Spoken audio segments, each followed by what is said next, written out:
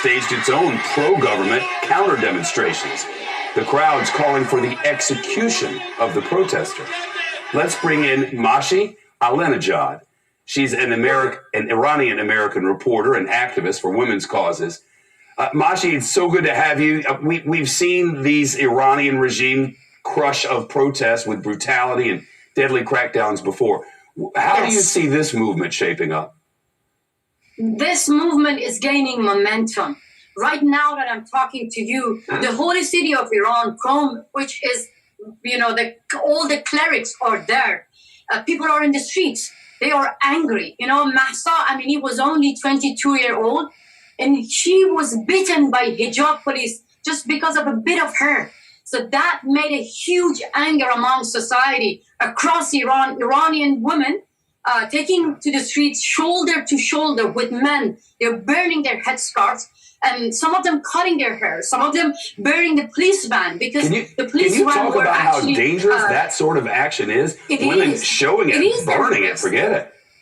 Yes, look, right now that I'm talking to you, Iranian government shut down the internet. They killed more than, I don't know, so 1,500 people, more than 50 people, or because we don't know the numbers. But many people got killed right now. There are many women among them. So this is the way the Iranian regime tried to show the rest of the world that Mahsa was not killed. But at the same time, they're killing people.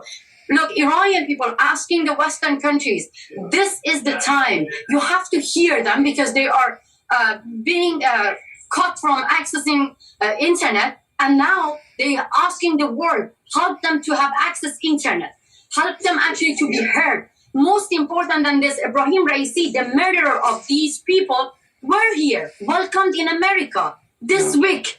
And that is why Iranian people demanding more. Believe me, a world without the Islamic Republic is going to be a better place. Masi, we all remember the Bloody November protests back in 2019, the Green Movement protests in 2009, all stopped with really horrible crackdowns by the Iranian government.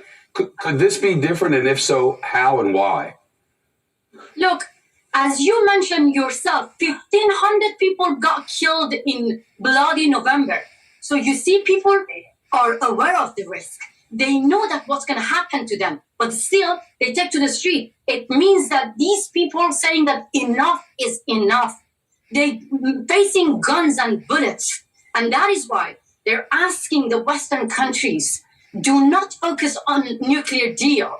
Because this same regime, these savages who don't have any pity with their own people, they don't have any pity with 22-year-old girl, they're not going to have any pity with the rest of the world. So